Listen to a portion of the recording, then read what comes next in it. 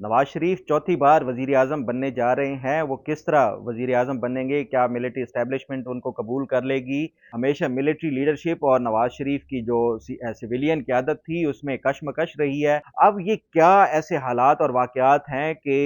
जो मेरी मुख्तलिफ ज़राए के साथ बात हुई वो भी ये समझते हैं कि नवाज शरीफ चौथी बार वजीर आजम बनने जा रहे हैं। कोर्ट की तरफ से इसके ऊपर कोई फैसला नहीं आता तब तक ये फिर नवाज शरीफ का जो नेक्स्ट इलेक्शंस हो भी जाते हैं तो फिर स्टॉप गैप जो अरेंजमेंट है उसके तहत टेम्परेरी बेसिस के ऊपर किसी को जो वजारत उस्मा का मुस्लिम लीग नवाज में से ही कलमदान सौंपा जाएगा।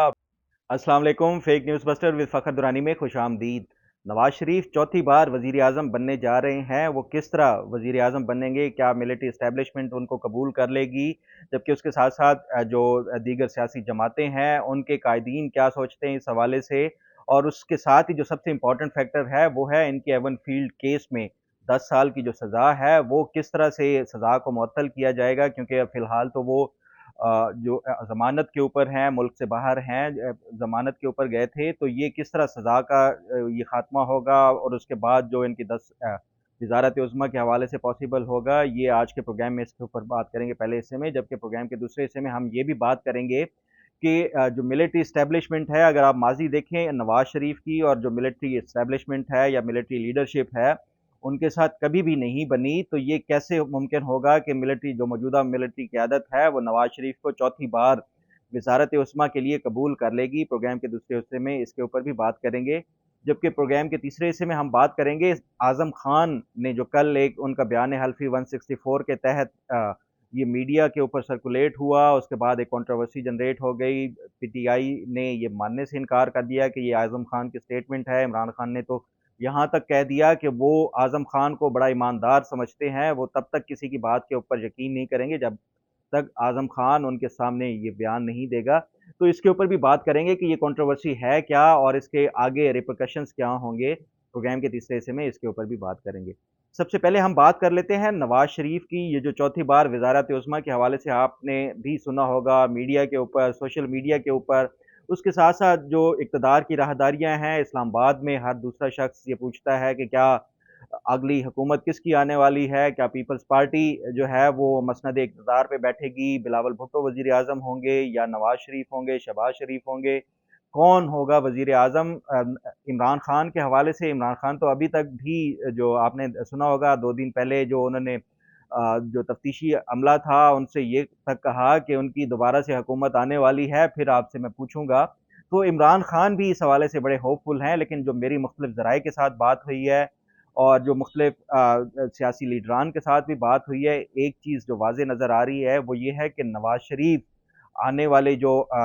असम्बली, ये मौजूदा असम्बली डिसॉल्व होने के बाद जब इलेक्शंस होंगे उसके बाद नवाज शरीफ चौथी बार वज़ारत उज़्मा का कलमदान उनको सौंपा जा सकता है। वो किस तरह सौंपा जा सकता है, लेकिन इससे पहले अगर हम माज़ी का थोड़ा-सा देख लें कि नवाज शरीफ को पिछली 3 बार ये वज़ारत उस्मा के ऊपर फ़ाइज़ रहे और उसके बावजूद तीनों बार इनके जो मिलिट्री लीडरशिप है, उनके साथ हमेशा से अनबन रही है। ये किसी न किसी मामले के ऊपर हमेशा मिलिट्री लीडरशिप और नवाज़ शरीफ की जो सिविलियन क़यादत थी, उसमें कशमकश रही है। अगर आप 99 का देखें, उसमें इनकी मुशर्रफ के साथ जो आपस में इख्तलाफ़ात इस हद तक चले गए कि मुशर्रफ ने फिर मार्शल लॉ का निफ़ाज़ कर दिया और नवाज़ शरीफ की जो हुकूमत थी उसको डिपोज़ कर दिया। उसके बाद आपने 2016-17 का आपने देखा कि जब एवन फ़ील्ड के केस में इनको 10 साल की सज़ा दे के इनको जो पैनामा पेपर्स केस था उसमें इनको नाअहल कर दिया गया ताहयात। लेकिन उसके बाद आपने देखा कि इन्होंने एक दोबारा से मज़ाहमत की तहरीक शुरू की, उसके बावजूद भी हुकूमत इमरान खान की आई, लेकिन आपने देखा कि जो पॉपुलैरिटी थी ये अपोज़िशन में रहते हुए इन्होंने खूब गेन की थी। ये पॉपुलैरिटी मुस्लिम लीग नवाज़ की दोबारा से डाउन हुई जब ये हुकूमत में आए। उसके बाद इनकी हुकूमत आने के बाद 2022 में जब इनकी हुकूमत आई तो जो महंगाई का एक तूफ़ान आया, उसके बाद मुस्लिम लीग नवाज़ की नो डाउट पॉपुलैरिटी का जो ग्राफ था वो काफ़ी डाउन हुआ और इमरान खान की जो पॉपुलैरिटी थी वो मज़ीद बढ़ गई थी। अब ये क्या ऐसे हालात और वाक़यात हैं कि जो मेरी मुख्तलिफ ज़राए के साथ बात हुई, वो भी ये समझते हैं कि नवाज़ शरीफ चौथी बार वज़ीर आज़म बनने जा रहे हैं। वो कैसे बनेंगे ये मुझे भी यकीन नहीं आता था, लेकिन जो मेरी ज़राए से बात हुई वो ये बताते हैं कि नवाज़ शरीफ के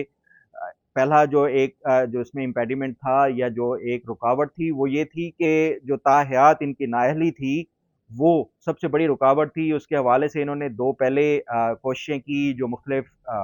बिल्स पास करके कि सुप्रीम कोर्ट से ये जो सज़ा के हवाले से प्रैक्टिस एंड प्रोसीजर बिल का भी उन्होंने वो किया कि उसमें जो चीफ जस्टिस है, उसके जो अख्तियारात हैं वो आर्टिकल 184 के तहत जो बेंच बनाए जाते हैं उसके हवाले से भी, तो ये सुप्रीम कोर्ट ने उसके ऊपर स्टे ऑर्डर दे दिया। उसके बाद फिर रिव्यू के हवाले से एक बिल पास किया गया, वो भी सुप्रीम कोर्ट ने उसको स्टे दे दिया। तो ये पहली जो 2 अटेम्प्ट्स थी वो सुप्रीम कोर्ट ने उनको ब्लॉक कर दिया। उसके बाद जो तीसरी अटेम्प्ट इन्होंने की है इलेक्शन एक्ट में जो तरमीम करके कि जो ताहयात नाअहली थी आर्टिकल 62 1F के तहत उसकी ताहयात नाअहली की मुद्दत इन्होंने कम करके 5 साल नाअहली कर दिया। और उसके बाद आपको याद होगा मैंने एक प्रोग्राम भी किया था, उसमें ये बताया था कि ये जो मौजूदा बिल है इलेक्शन एक्ट में जो तरमीम का, ये सेल थ्रू कर जाएगा क्योंकि ये डायरेक्टली सुप्रीम कोर्ट या जो कोर्ट्स हैं, मुख्तलिफ अदालतें हैं, उनके जो अख्तियारात हैं उनको उनके साथ बाहमी मुतसादिम नहीं है। तो ये सेल थ्रू कर गया, अभी तक किसी ने इसको चैलेंज नहीं किया। तो अल्टीमेटली ये जब बिल पास हो गया है तो नवाज शरीफ की जो ताहयात नाअहली थी वो एक जो हर्डल थी वो ख़त्म हो गई है। अब जो उसके बाद दूसरा एक जो हर्डल है वो है इनकी 10 साल की जो इम्प्रिजनमेंट है, जो सज़ा दी गई थी उस पे ये फ़िलहाल अदालत हाई कोर्ट की तरफ से इनको ज़मानत दी गई है। उसके ऊपर ये बाहर पिछले 2 साल से रह रहे हैं, लेकिन ये सज़ा का जो एक इम्पॉर्टेंट फैक्टर है, जब तक इनकी सज़ा का ख़ात्मा नहीं होता तो ये जो मेरी मुख्तलिफ एक्सपर्ट के साथ बात हुई है, वो ये कहते हैं कि ये जो सज़ा वाला है ये भी इसके ऊपर इस ख़त्म करने के ऊपर जो प्रोसेस है ये भी शुरू हो चुका है। और आप देखेंगे कोशिश इनकी यही है जो मौजूदा मुस्लिम लीग नून की क़यादत है कि ये जो नवाज़ शरीफ की सज़ा है उसको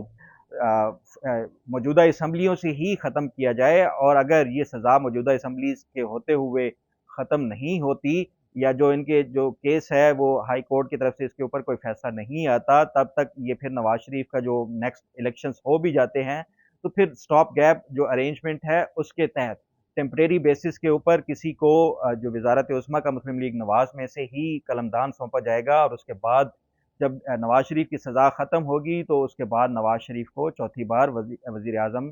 का जो कलमदान है वो सौंपा जा सकता है। इस हवाले से जो मुस्लिम लीग नून की क़यादत है वो भी बड़ी होपफुल है। और उसके साथ साथ जो मेरी मुख्तलिफ जो ज़राए हैं, ख़ास तौर पे जो मिलिट्री एस्टेब्लिशमेंट के मुख्तलिफ ज़राए के साथ भी बात हुई, वो भी जो है उनको इस हवाले से कोई एतराज़ नहीं है। जो मेरी एस्टेब्लिशमेंट सवाल ये उठता है कि क्या एस्टेब्लिशमेंट जो नवाज़ शरीफ का अगर पास्ट जो ट्रैक रिकॉर्ड है वो देखा जाए और मौजूदा फिर उसमें क्या जो क़यादत है मिलिट्री की, वो नवाज़ शरीफ को क्या ये चौथी बार वज़ीर आज़म कबूल कर लेंगे? मेरे जो ज़राए हैं वो ये कहते हैं कि मौजूदा जो मिलिट्री की लीडरशिप है उनको कोई एतराज़ नहीं है, नवाज़ शरीफ अगर चौथी बार वज़ीर आज़म बनते हैं, तो जो जनरल आसिम मुनीर हैं या जो भी अभी टॉप की लीडरशिप है, डीजीआईएस हैं, क्योंकि जो एस्टेब्लिशमेंट है, जो अगर आप सही मानों में देखें तो एस्टेब्लिशमेंट जस्ट वन मैन होता है, वो है आर्मी चीफ। अगर उसको एतराज़ नहीं है तो फिर जो है ये जो नीचे कोई भी हो उसका कोई मानी नहीं रखता। तो नवाज़ शरीफ का जो मिलिट्री एस्टेब्लिशमेंट मौजूदा मिलिट्री एस्टेब्लिशमेंट को भी एतराज़ नहीं है कि अगर वो चौथी बार वज़ीर आज़म बनते हैं। सिर्फ़ अभी जो एक चीज़ का रुकावट है वो है इनकी सज़ा। और इस हवाले से ये जो मुस्लिम लीग नून की जमात है वो इस पे काम कर रही है।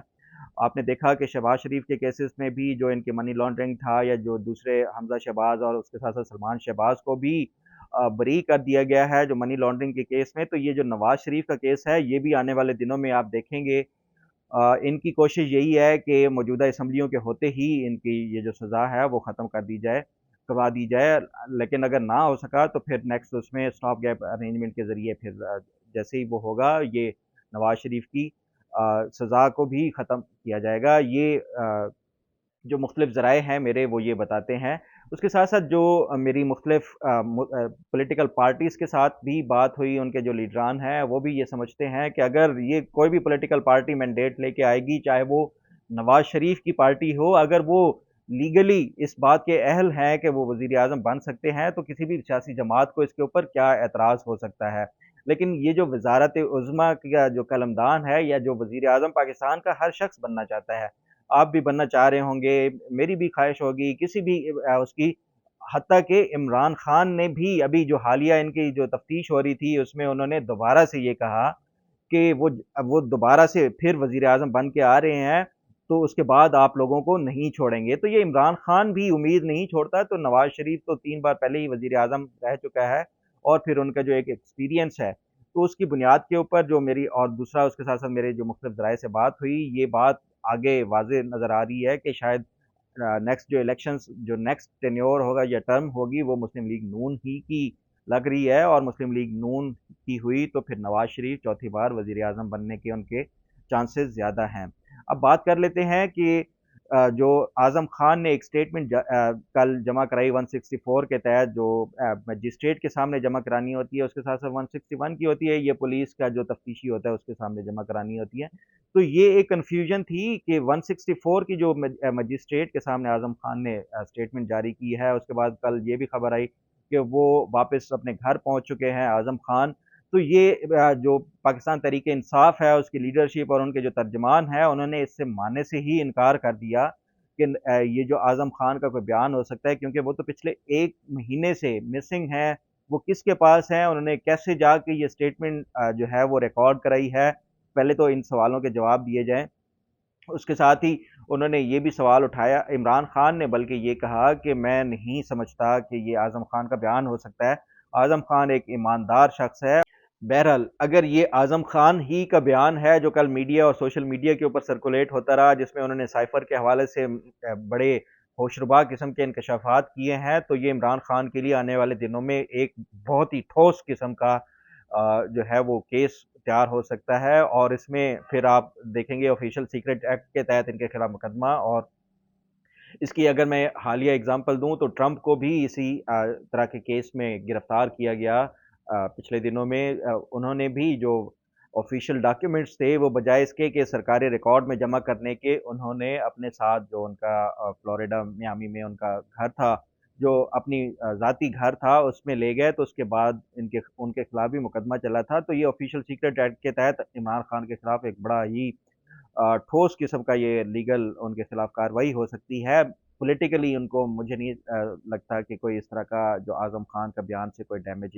ڈیمیج ہوگا۔ آنے والے دنوں میں کیا ان کے اوپر پیش رفت ہوتی ہے، مسلم لیگ نون ہو، پیپلز پارٹی ہو، یا جے یو آئی جو موجودہ پی ڈی ایم کی جماعتیں ہیں، وہ کیا اسمبلی ڈیزالو کرنے کا کوئی فیصلہ کرتے ہیں یا نہیں کرتے، یہ بھی جیسے ہی کوئی انفارمیشن ملی آپ کے ساتھ شیئر کروں گا۔ امید ہے آپ کو آج کا پروگرام بھی پسند آئے گا۔ اللہ تعالیٰ آپ کا حامی و ناصر ہو۔ اللہ حافظ۔